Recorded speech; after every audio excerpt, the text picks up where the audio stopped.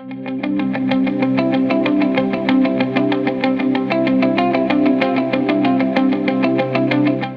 here to discuss about, so when we're talking about digital transformation and how organizations changing, we wanted to discuss culture today.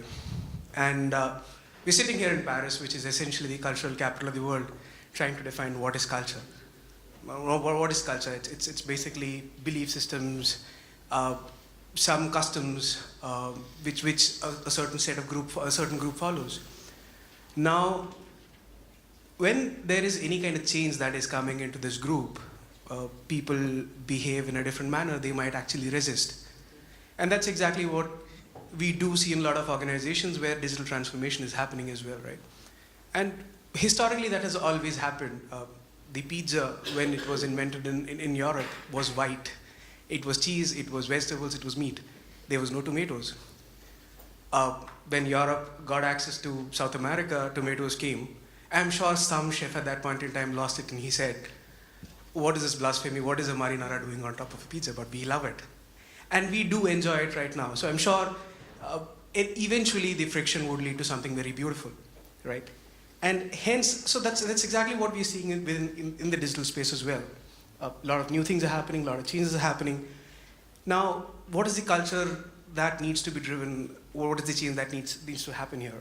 And Frederic, when as a part of your organization, which is bang in the center of moving from physical to digital, what do you think is the main driver there that is moving, helping you move there? Yeah, it's a complicated situation. So just if we would wind back in time, if I were there 5 years ago to give you, let's say, the quick presentation about Faurecia, I would have told you we are building seats, we are building door panels, dashboards, and exhaust systems. But now, if I come to you and to say what is Faurecia, and I will tell you we are dealing about user experience through our cockpit of the future operation and sustainable mobility. We are exactly doing the same thing.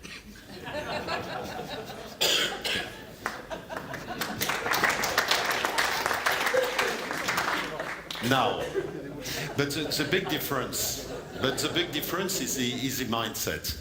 Is by enlarging the scope, you are completely repositioning the approach to the market. Let's say if by bundling those bricks, being seats, being door panels and dashboards, and you say now you have to deal with the user experience. We are an engineer company, and immediately the answer from the engineer would have been, user experience, I do that, give me the specs. And here we got a problem. Because from that, the digital approach, and it was said a lot of time, we have to split that. That's first that we want really to address the user, and the second thing is this avalanche of technologies that we get. So that's completely two different things. So we get organized to tackle that. By setting kind of a transversal organization, extremely thin, few people, that were just aimed to deal with understanding what this user experience inside the car is. And here, by opening the spectrum, we unravel a complete new array of expertise that we were missing, of technologies that were needed to make it. And typically, we would never have thought to say we would need people able to have an expertise in human factors, in the behavior of the body, because we need to understand that before having the data, you have to understand what is the data that you are collecting and what it is meant. And the second thing, very important for me, is that even in the company, we had already expertise that would perfectly connect with this data. For example, when you are building seats, you are expert in comfort. So getting data from the seat, putting the experts and the expertise in comfort, here you are beginning to bring value. And here is the beginning of the story. Having data is great. If you don't know what to do with it and what it means, you can't do nothing with it. So digital transformation in terms of the culture, it's adding a new potential to unravel new values and new factors and increase the value for the company. So that's the first approach. And the second one is obviously by opening the spectrum to the upper system, you are identifying bricks and pieces of puzzles that you need and requires a company to expand its scope to new businesses, and that's why we incorporated different companies. Interesting. There are a lot of points that you did mention, and maybe I'll pick it one by one. So the first one that I'd pick is maybe on the employee side of things. When you said the design is evolving. Earlier, the designer thought he knew everything. Now that the consumer-centric information he has to come in. And Corinne, when you work with, you have about 45,000 engineers working with different set of industries, right? So how do you actually see these employees, or from a design perspective, look at it in a different manner from digital transformation? Employees are key, and I like the question about innovation transformation versus what we are talking about digital transformation. Because I had the chance to start this business about leading innovation for more than 20 years, sorry for the age. And in fact, employees are key for two reasons. One, it's because they are knowing the pain points, and they will be the one who will be able to identify all the pain that it was stressed by Pierre during his speech. They are the one who will focus on the right thing to solve in order to make it happen. And second, because this is the mass that will allow to develop that need for speed and make it happen fast, or the ones that will block everything because they don't have the motivation or the adhesion or the understanding of what have to be done. And the big difference between, let's say, 10 years ago and now, you have two, in fact. One is about the huge diversity of culture and profile that you have to associate and to make collaborate. In fact, before you had some mechanical engineer working on the shop floor, and working on seats, on hull for the submarines, etc. Now you have someone coming from the mechanical engineering to talk with someone coming from the cloud and the distributed structure of calculation and talking about digital, etc. And someone coming from the human factors aspects, the industrial designers, and shop floor. And I remember it was in 2000, the first time that I arrived on the shop floor with an industrial designer. I remember the eyes of the people when we met and discussed. We want to observe you, to understand how it works, what we can solve, etc., because we need you. This is the first point, and the culture is very different. So at first, it's a known, so you're afraid and you don't want to collaborate. The second factor is that you don't only have to collaborate with the employees of your company, but you have also to collaborate with your client, because client centricity, and you have also to collaborate with the open system of purchaser, collaborator, someone that you can fear as competitor, etc. So you have to unify on the best way. You want the secret? The best way, in fact, is to make them working together, face to face, to create the opportunity to start to work together with a very strong driver, which is affirming what are the common value on the project, on the subjects that you are addressing, and customer centricity, collaborative agility has to be remained. Yeah. So, Mehdi, now these are old people. Guess my age. So, at least you're their count. So, of course, you have larger organizations. They have larger organizations. They have different problems. Your problems are new. So echOpen is even younger. Huh? Yeah, it's very, very small. Yeah. So when you're looking at, say, the organization structures, they have to change the organization structures. What is the thing that you follow as an organization which they could learn from in your scenario? Yeah. So we're something like the misfits of the day. echOpen is an open source community. So we can gather all the keywords that we said all along all these talks about collaboration, about agility. We're designing an ultrasound probe. I guess everybody sees what is an ultrasound. It's something like really interesting from a medical point of view. It's even critical to see inside the body.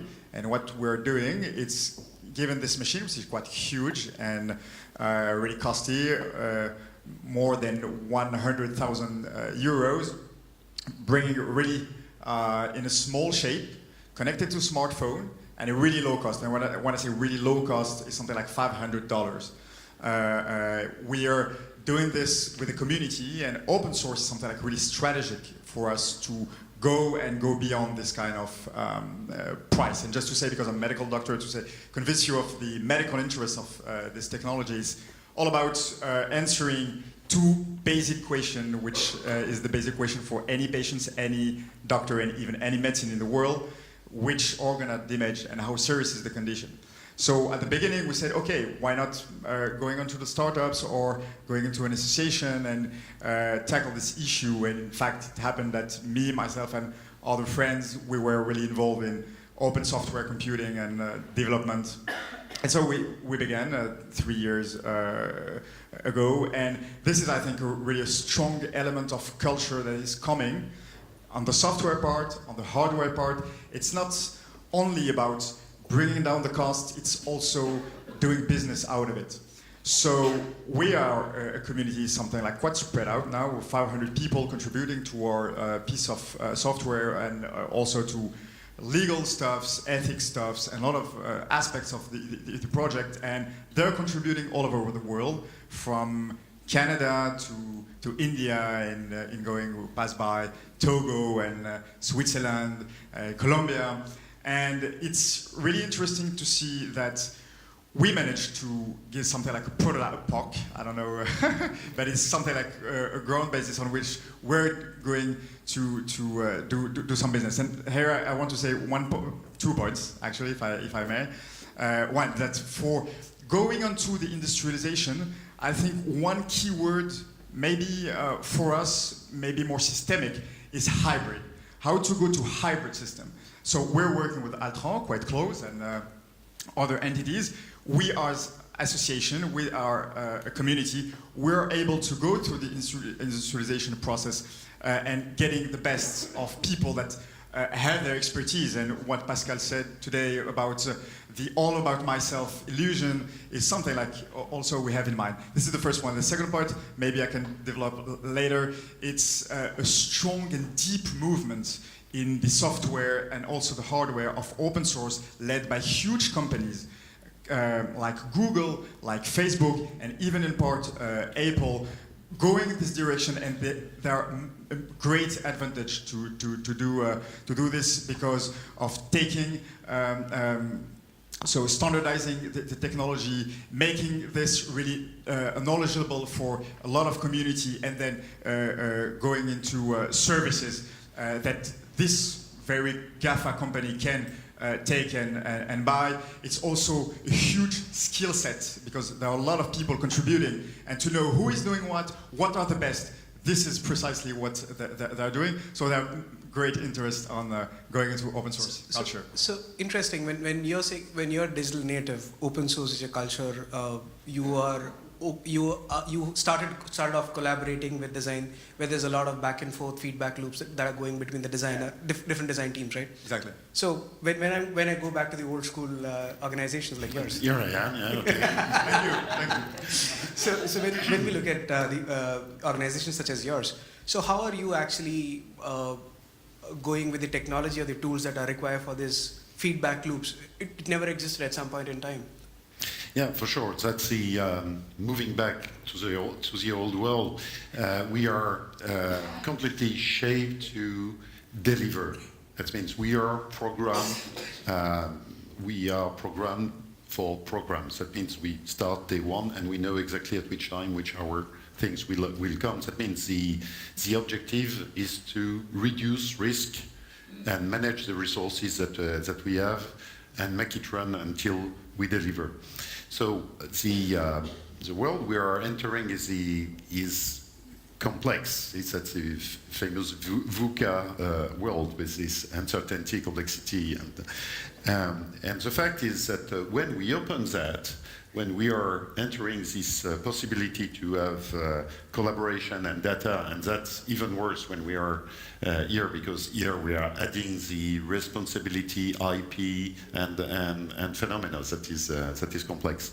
So that's difficult to absolutely difficult to tackle, and we have to think about the incumbent organization and the incumbent objectives of our company, because even if our leaders say, be open, be collaborative, be everything, that means all the buzzwords that we know, and then the sentence by, but you have to deliver added value to the company within this lapse of time and with this kind of budget, and minimize the risk, but be innovative.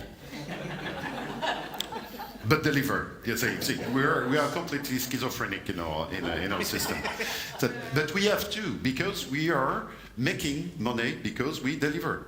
Okay. So the point is to define two kind of organization. One that should be, let's say, completely be flexible and open, but to have the right connection with the industrial, let's say, the brick and mortar part of the company. That's a huge challenge, because here you get two risks. You have the first risk is that there are seen from the let's say, the incumbent company, to say, oh yeah, the dreamers, the guy here that are manipulating things that we don't understand. First risk. Second risk is also from these people to say, what is my work becoming in the future? Let's say, I'm not part of the game. Okay, so here, in terms of cultural approach inside the company and communication and change management in the company, it's very important. What is extremely important is to make the people understand exactly what we are talking about when we are talking about this digitalization that is as much as complicated to explain than to spell. Okay, that means that there is approaches, that there are tools, that there are opportunities, openness in the system, collaborators, and an open system. And this is the new way. That's a new rule of doing things. That means you are not infringing the rule by working this way. That's the way you have to think. But I agree, that's completely schizophrenic. And we all know that. Huh? If I may, I want to react just on the schizophrenia. I think you have to be schizophrenic, because we have both to drive a top-down approach, roadmaps, and also to create from day one, as it was said also by Pierre, day one you have to embrace and associate a lot of very different profile and people that will your sponsors, the key experts, the people that will deliver the technology, etc., the users, your client. And on the other part, in fact, we are corporate hacker. We are hacking the system. And we have to accept the fact that we have every day to hack the system. And to find a sponsor, there are some in that room, the sponsor that will also cover you, support you, in order to hack the system. So it might be, if it is a client engagement, we have a sponsor that will help us to make something that is under the radar. And just to arrive with some proof, some real stuff, a piece of the result, a storytelling that we can give to motivate, because we have to embark people, we have to motivate people, we have to have them on the same direction than us, because it's hard, it's long, it's painful, it's stressful, and risky. So you have to have the motivation at the center of your body. So I'll go back to schizophrenics and hence leaders. So when you look at leaders, you did say that leaders would ask you to go digital, innovate, but reduce budgets. Now, how important do you think is leadership buy-in when you look at organizations who actually have digital transformation, right? Who are going through that channel, and you definitely see companies having half-baked policies because leaders may or may not believe, or some leaders may believe, some may not believe. How do you see that evolving? Exemplarity is key. Exemplarity. In fact, especially with the young generation, the digital natives, but also with the employees that are here for the old time, you know, they have seen so much transformation and innovation. They have experienced so much new tech, not only digital tech, but so much new tech, the wonderful materials that will change everything, etc., that they have to also to be reinsured. So all the leaders of each of these projects, but also the leaders of each of the work package, has to be exemplar, because they are looking at you as leader and they want to see in your act with facts that you are doing what you say, that you are user-centric, that you are agile, that you are failure tolerant, etc. Sure. So I'll just go back to the initial point that Frederic you made, and one of the points that you did mention was the amount of data that you handle as a part of such digital organizations, right?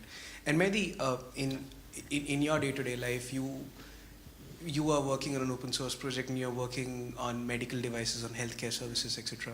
So there's a lot of data that you process, and a lot of that data is actually personal. So What sorry? Is actually personal. So when that happens, I'm really sorry for my English. Sorry for my bad understanding.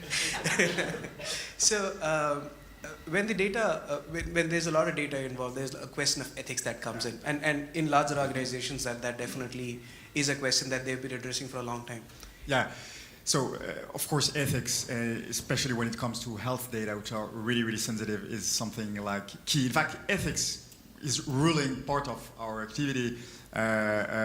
First, because we have a lot of volunteers contributing, and so we have to maintain something like our leadership in a way. We have to be perfectly transparent and give guidelines and have code of conducts, which are something like quite minimal. But you know, when everything is open, when you break some rules of this kind of conduct, even informally, then it can have a lot of impact on the guy who is eventually breaking the rule. And then when we go to data processing, we take a great care of the privacy of the data. And then we believe that with technology, we'll have a lot of piece of software enabling doing interesting stuff. Maybe I can quote something, because I'm working on this, called homomorphic encryption, and it's the idea not to take the data and process it locally, but to throw the algorithm. The algorithm flies and then go to the data without breaking privacy, process, and then you get back the result. This could be quite interesting.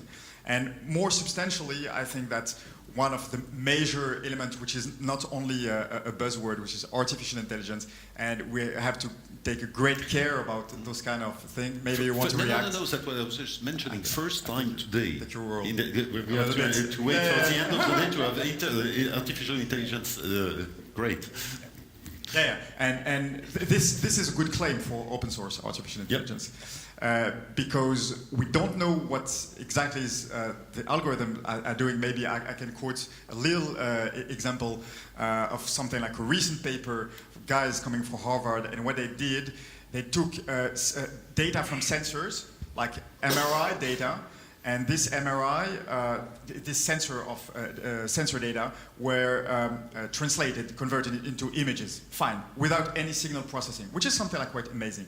Then they took the same algorithm, didn't see any data of something like X-ray or PET scan, and this algorithm was able, he'd never seen any kind of these images, and he was able to translate it into PET scan images, which is something like really interesting.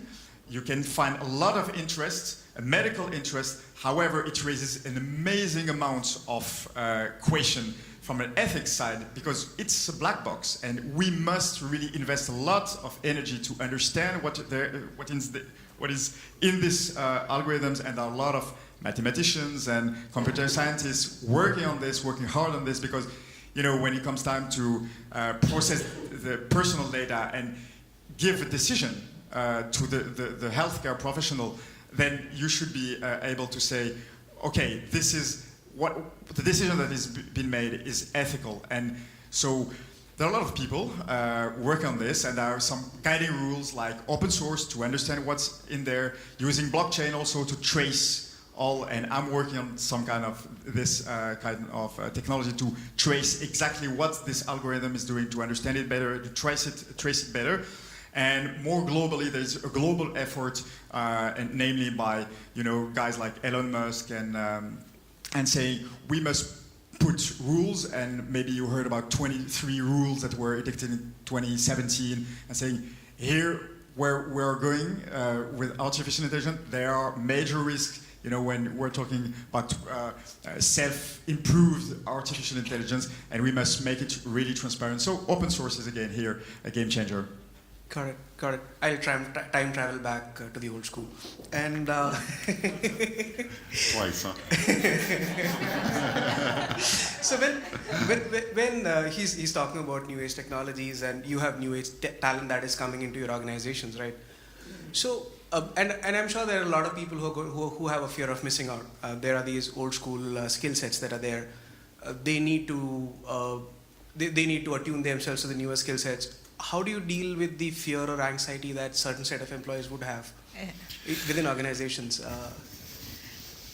If I may, the old school is working with the young one, and this is one of the key to have the adoption.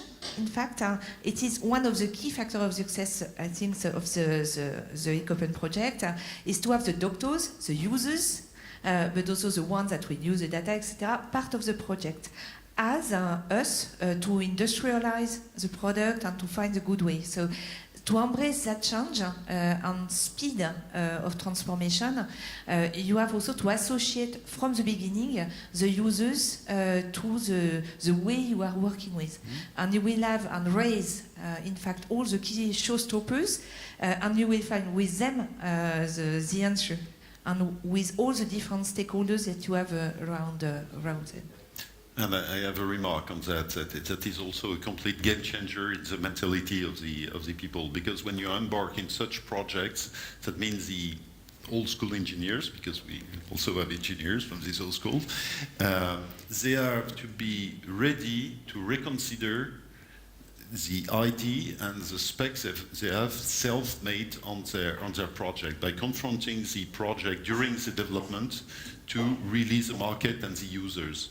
And that's typically what we are not doing, because when we are setting a project at the beginning, it's frozen.